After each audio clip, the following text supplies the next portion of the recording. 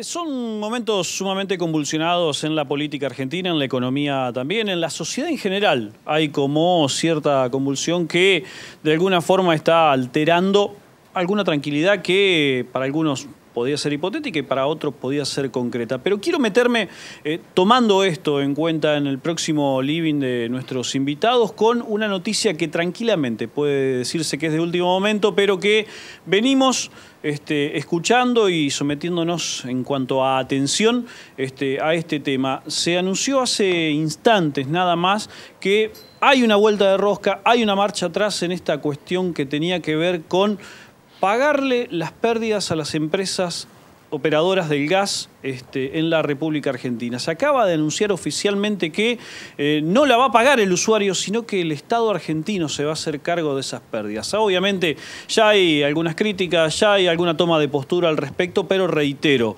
no la va a pagar el usuario, se anunció oficialmente, sino que de alguna forma lo que va a hacerse va a ser una compensación a las empresas, pero por parte del Estado Nacional. ¿Por qué quiero introducir con este tema nuestro próximo living de invitados? Bueno, porque tiene que ver de alguna forma con un tema que, si bien es coyuntural, de alguna forma nos ayuda para meternos a una situación estructural que es la que está viviendo la Argentina. Están con nosotros Sebastián Cáceres, un amigo de la casa que no ha venido solo, sino que ha venido acompañado de Jorge Wandelau y también de Gustavo Greenspoon. Ellos vienen representando a la Junta Coordinadora Nacional. Esta tarde van a estar en la sede del partido de la UCR aquí en Santa Fe, muy cerca de nuestra productora, en Rivadavia al 2600, brindando una charla que tiene como temática, digamos, medular la economía y la política argentina. Bienvenidos, buenas tardes, ¿cómo les va? Sebastián, parte del anfitrión, ¿qué vamos a escuchar esta tarde? Mirá, esta tarde nosotros tenemos el honor de recibirlo, como decías vos, a Jorge y a Gustavo, que son... Gustavo, bueno, es un economista muy identificado con la Unión Cívica Radical, que nos va a poder ilustrar desde dos aspectos. Por un lado, un recorrido que viene haciendo por todo el país y por otro lado, de sus conocimientos en materia económica, para hacer un diagnóstico de la realidad que está viviendo el país y también un poco de las proyecciones alternativas que podríamos tener si se tomaran otras medidas. Y Jorge es un gran amigo también, como decías vos, él fue cofundador de la Junta Coordinadora Nacional, o sea que tiene una amplia trayectoria en lo que es organizaciones partidarias y nos va a dar su óptica también de la política argentina a través también de un largo recorrido que vienen haciendo a lo largo y ancho del país en estos últimos meses. La verdad que la situación política en el país es bastante preocupante desde nuestra mirada y en ese sentido, desde acá de Santa Fe, desde la Unión Cívica Radical, queríamos generar los espacios para poder pensar las realidades que estamos viviendo, para poder diagnosticarlas y para poder proyectar soluciones alternativas a estas que parecen ser... Hoy nos hemos metido en una encerrona donde pareciera que la cosa tiene que ser blanco o negro, o es kirchnerismo o es macrismo, y muchos radicales y muchos ciudadanos creemos que hay una Argentina distinta, posible, que se puede construir, en la que podemos estar todos atrás de un mismo esfuerzo. Y creemos realmente que hay que terminar con la grieta política que se ha fomentado primero y creado desde el kirchnerismo y que se ha sostenido por conveniencias electorales posteriormente después desde el macrismo. Así que, bueno, este es un esfuerzo importante que hacemos desde muchos lugares los radicales, que queremos marcar también la agenda pública, que no queremos quedar presos de la agenda mediática y política que directamente bajan desde Presidencia de la Nación. Y bueno, estamos en ese esfuerzo para hacer un aporte desde el radicalismo de todo el país para sacar este país adelante. Jorge, ¿cómo se puede calificar? Digo, es una pregunta con una respuesta supongo amplísima, pero ¿cómo se puede calificar hoy el momento argentino político? Yo creo que es desastroso. Creo que es desastroso por distintos motivos.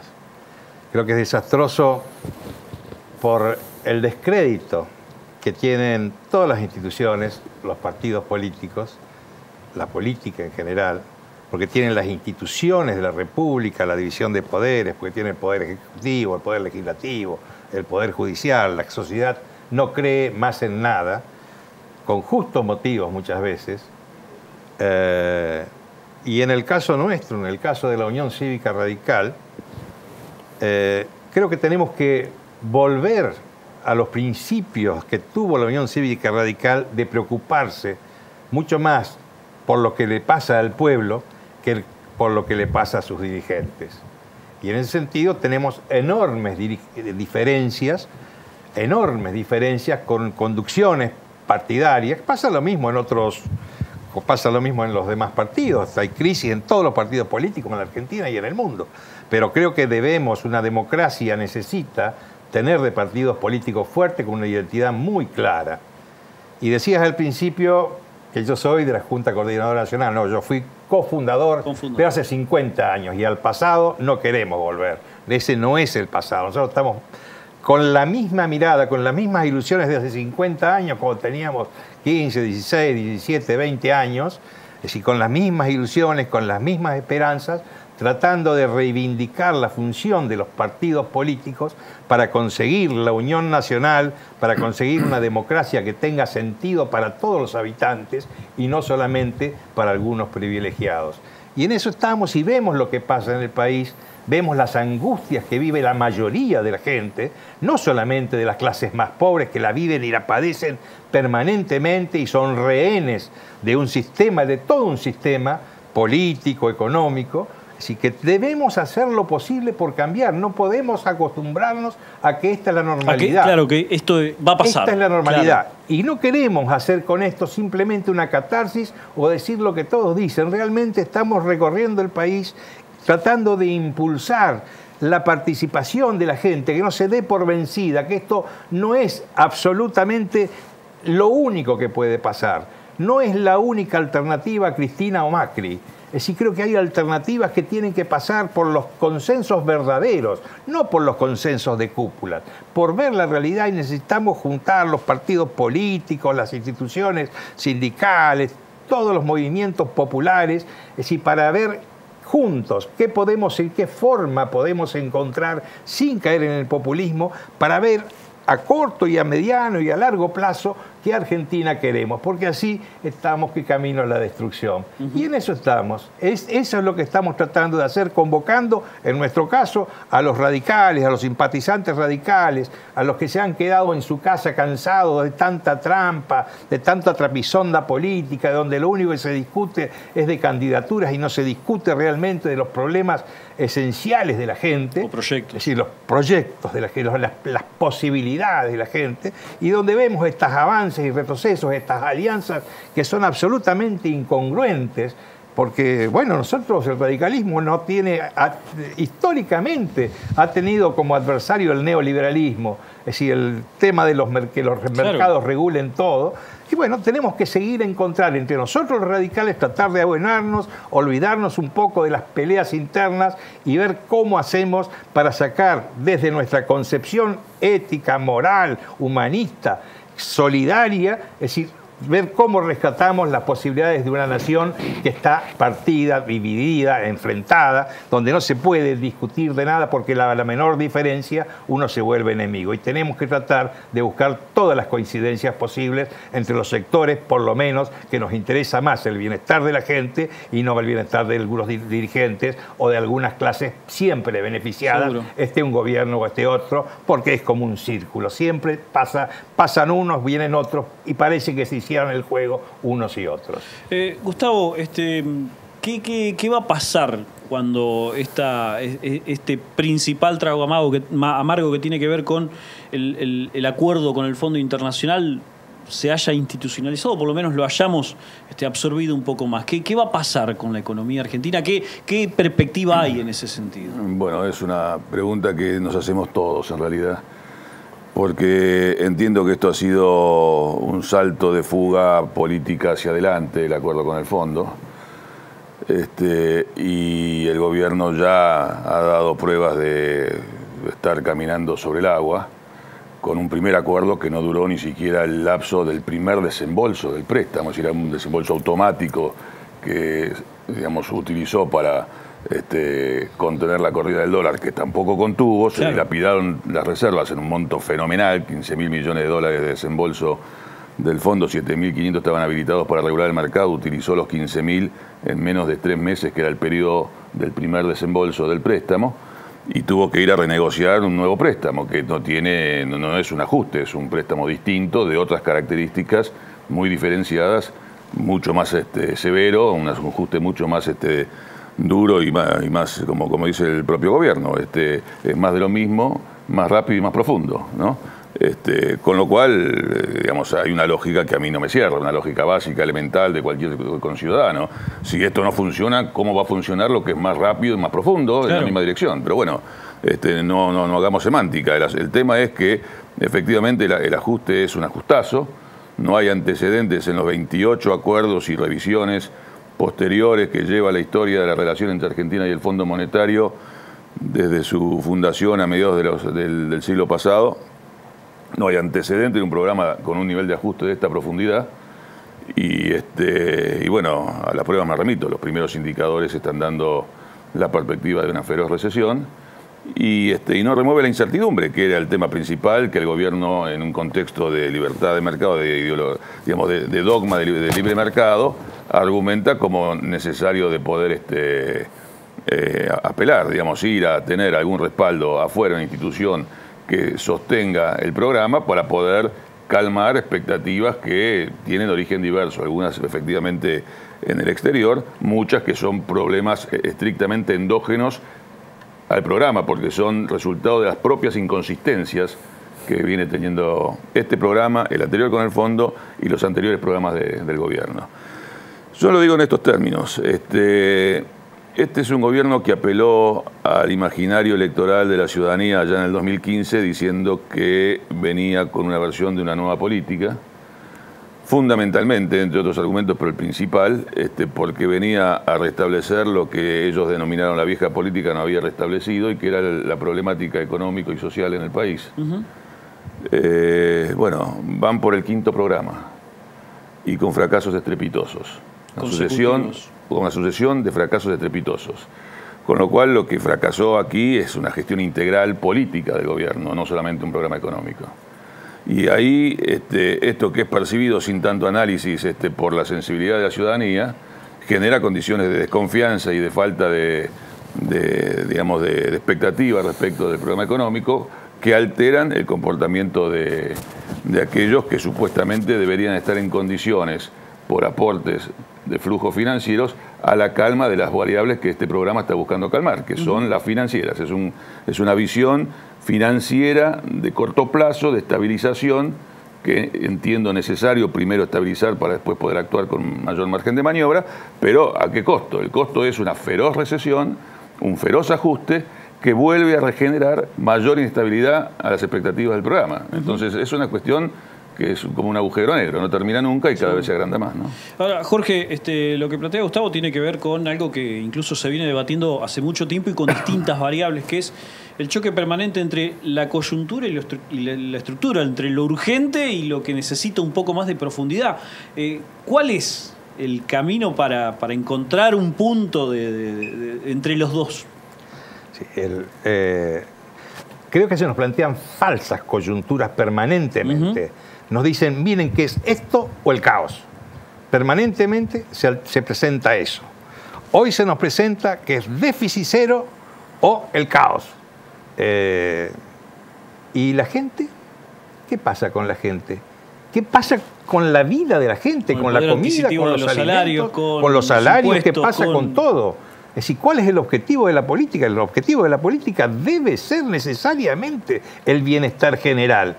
Y aquí pareciera que todos los gobiernos trabajan para el bienestar de algunos pocos, mientras las inmensas mayorías nacionales están cada vez más sofocadas. Nosotros comenzamos en la política peleando contra las dictaduras. Hoy no se pelea contra las dictaduras, pero las peleas deben continuar por una democracia que sea realmente mejor. Nosotros no peleábamos para conseguir esta democracia. Peleábamos para conseguir una democracia que sea interesante para la gente, que dé respuestas a la gente común. Hoy la gente no sabe para qué sirve la democracia. No la entiende, no comprende, porque ve corrupción por todos lados. Y la corrupción es no solo económica, es corrupción política, es excluir de la participación incluso a los propios militantes políticos. desde los propios partidos políticos, de las conducciones de los propios partidos políticos, se excluye, se fomentan las divisiones entre en nuestro caso, entre los correligionarios, y en otros casos serán los justicialistas o los socialistas, lo que sea. Se fomentan las divisiones para que nada cambie. Y creo que debemos romper con esa falsa alternativa de esto o el caos y pensar en el presente y pensar cómo construir un futuro mejor. Y eso lo vamos a hacer buscando coincidencias, olvidando tal vez algunos rencores como los olvidamos otras veces cuando la Argentina estaba absolutamente dividida. Y fuimos los jóvenes los que nos dimos cuenta de que podíamos pelear en las calles contra la dictadura juntos, sin las divisiones que nos marcaban nuestros mayores. Y hoy también es necesario volver a encontrar esos puntos de coincidencia entre las clases populares, las clases medias, las clases más bajas, los más desposeídos, que deben ser los privilegiados en este momento. Es lo que tenemos que privilegiar, cómo hacemos para que se incluya gente, para que la gente se sienta parte de un país que en este momento parece que es solamente para unos pocos. Y hay verdaderas angustias, verdaderas calamidades que vemos en el recorrido del país, que vemos en todos lados, que vemos en las afueras de las grandes ciudades, donde se va aglutinando gente, donde vive estados absolutamente miserables de exclusión, con hambre, con falta de medicamentos, con falta de esperanzas, con inseguridad, con la problemática de la droga. Es decir, es tremendo, y en esta la corrupción tiene muchísimo que ver, y no va a haber un país hasta que no acabemos con las corrupciones económicas y políticas, con las corrupciones de cualquier tipo, que es lo que manejan la política y la economía en los últimos años, y cada vez esta democracia se va desmejorando cada vez más y tenemos que recuperar las herramientas para mejorarla. Esas herramientas deben ser necesariamente en cualquier democracia partidos políticos fuertes y claros, muy claros en sus concepciones. El radicalismo tiene una historia y tiene una filosofía que marca para qué existe. Sin esa filosofía, sin respetar esos principios, sin cuidar esas banderas, el radicalismo no tiene razón de ser. Y en eso estamos, en recuperar esas banderas que hoy las dirigencias las están rematando, las están sometiendo a los poderes de turno. Gustavo, última pregunta para usted, pero aquí en Santa Fe quizás una de las partes más lesionadas por el modelo económico actual son las pymes en algún punto, y un motor económico, por lo menos en la provincia de Santa Fe, muy pujante y que hoy está, como lo dije, lesionado. Las economías regionales en otras partes del país, ¿tiene conocimiento de qué ocurre, cómo están sobrellevando lo que está ocurriendo económicamente en la Argentina? La primera, sí, hemos recorrido prácticamente el país con algunos manchones todavía faltantes, pero que también vamos a terminar cubriendo de acá a fin de año. Te puedo hablar, a mí personalmente me falta todavía recorrer la Patagonia, pero te puedo hablar prácticamente por el resto del país, con los diferenciales que hay región por región, inclusive economía por economía en particular. En general lo que vos ves es una situación, primero, totalmente desarticulada. Si hay algo que caracteriza el desarrollo de una economía, en este caso una economía regional o comunitaria, es su condición de integración al circuito económico más amplio, porque entonces, digamos, los bienes y servicios fluyen de manera más eficiente, según la teoría. Pero más allá de la teoría, te voy a decir, uno tiene más calidad, que es como se mide el desarrollo, digamos, más valor, más capacidad de generación de valor en un contexto más integrado, donde aparte capitaliza en su producción los valores agregados de otras producciones, tiene mejores servicios, entonces tiene mejores prestaciones, etcétera, ¿no es cierto? Bueno, lo primero que ves son economías desarticuladas, desintegradas, sobrevivientes de forma aislada. Ves algunas que no han podido sobrevivir. Yo quedé impactado, por ejemplo, recorriendo el valle de Uco en Mendoza, donde hay sí todavía una importante actividad viñatera y alguna resabio frutícola, pero digamos de capitales que llegaron en los 90. Las viejas cooperativas las ves arrumbadas, oxidadas, abandonadas. Da una tristeza atroz, ¿no? Y así puedo hacer una descripción sucesiva de casos que no quiero abusar, no quiero cansar. Pero lo que te digo es Se supone que el tipo de cambio es una variable crítica a las economías, especialmente aquellas economías regionales que sí efectivamente pueden tener salida de exportación. Sin embargo, una economía regional que está desarticulada y que ya de alguna manera ha internalizado sobrecostos por ineficiencias e improductividades más estructurales, no va a estar simplemente ni aún con una fuerte devaluación, con una ganancia subrepticia de competitividad financiera por el tipo de cambio, necesariamente en condiciones de competir en términos internacionales. Necesita tener circuitos de comercialización al exterior, que una pyme no está en condiciones de restablecer de manera automática o inmediata. Sin la presencia del Estado es imposible. Claro, pero aunque lo hubiese tenido en el pasado, si la dejó de tener porque la situación no lo permitió antes, con un tipo de cambio atrasado, no lo va a poder restablecer de manera inmediata simplemente porque tenga un mejor precio. El precio será teórico, pero no podrá tener el canal necesario, las vías necesarias, en este caso el canal de comercialización, para poder terminar exportando. Por lo tanto, y sin embargo el tipo de cambio sí tiene repercusiones luego en otros costos, especialmente por toda esta barbaridad, es un despropósito, un descalabro, digamos, en cualquier lógica política, ya no solamente económica, en materia de servicios básicos, en materia de energética, de transporte, etcétera, insumos en general, la nafta para el transporte, los fletes, etcétera. Por lo tanto, la primera actitud no es, y la tercera variable es el capital de trabajo. Con estas tasas de interés no hay capital de trabajo. No hay manera que una pyme pueda tomar ningún tipo de financiación, aunque sea para pagar contra cosecha, en el caso de una cosecha, con estas tasas.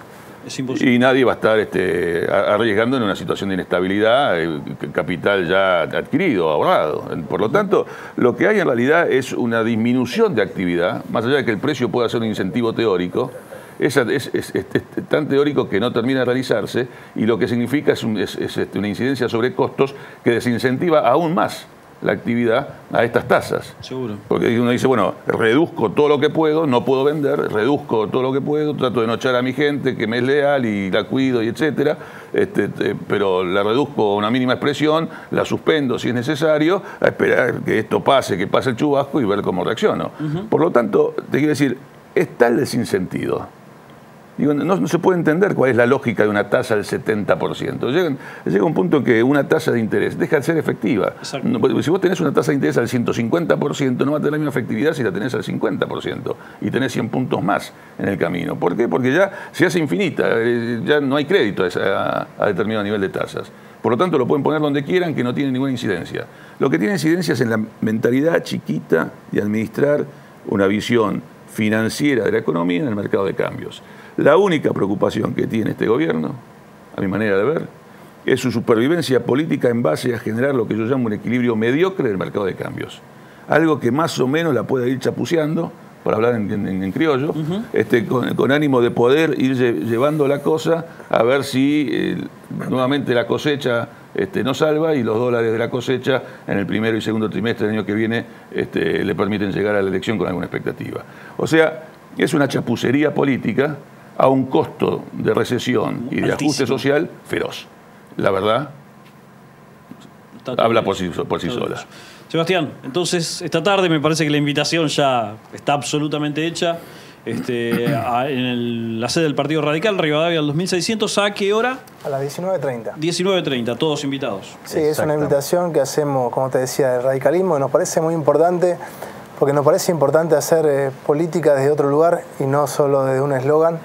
Creemos que realmente para poder solucionar los problemas que tiene nuestro país hay que primero identificarlos, diagnosticarlos bien, tener la capacidad desde la crítica, poder cuestionar las soluciones que se están proponiendo para generar soluciones alternativas. Es la única forma en la cual podemos construir esta casa en la que queremos vivir de una manera sólida, poniendo buenos cimientos y levantando bien las paredes. Entonces es un desafío que es quizá un poco más pesado que el que se propone solamente desde el marketing, pero entendemos que es el único que nos puede dar respuesta. Así que la invitación a la ciudadanía en general y a los radicales en particular. ¿Me permitís una aclaración final? Por favor. Brevemente, pues, para que la gente no quede o no corra riesgo de quedar confundida. Este es otro radicalismo. No es el radicalismo oficial. Esto significa, somos todos aquellos radicales en el sentido más amplio más convocante, que entendemos que el radicalismo debe recuperar sus viejas banderas, ¿no? Dice, nosotros bastante afecto a las frases históricas, dice una, nuevos vientos que soplan viejas banderas, ¿no? Pero más allá de la fraseología, el radicalismo debe recuperar un lugar en la política nacional. El radicalismo le está haciendo un daño a la política nacional, de alguna manera endosando uno de los polos de la grieta, porque entonces dinamiza la grieta cuando lo que hay que tratar de dinamizar es la salida de la grieta que tanto daño nos ha causado. Y el partido tiene condiciones históricas intrínsecas para ser ese fiel de la balanza, ese fiel de equilibrio de la balanza en el escenario político nacional, para poder tener, digamos, un rol convocante a salirse de la grieta. Así que esta es otra visión del partido, es una visión que nos cuesta llevar adelante porque lo que se pregona en términos de democracia hacia afuera no practica la oficialidad partidaria en términos de democracia hacia adentro. Los procesos democráticos internos del partido están siendo manipulados de una manera atroz y hay que denunciarlos, y lo vamos a hacer políticamente en noviembre en una reunión que estamos convocando nacional. Pero lo que quiero aclarar es esto, para que la gente no crea que hay como una especie de esquizofrenia del discurso. Bueno, es un partido amplio, donde hay mayorías y minorías, asumimos un rol minoritario llegado el caso, lo único que pedimos es la posibilidad del debate y la posibilidad de participación democrática interna, y por supuesto para poder llevar esto a un nivel de preeminencia en el partido y proyectarlo nacionalmente sobre el país. Nos hemos quedado sin tiempo, les agradezco mucho su presencia. Gracias a vos. Gracias. Ahí está hecha la invitación para esta tarde a las 19:30 en Rivadavia, al 2600, la sede de la UCR. En este caso, bueno, ustedes escucharon por sus propios medios y vieron también la calidad de nuestros invitados en este caso, como para tener un excelente debate político, me parece.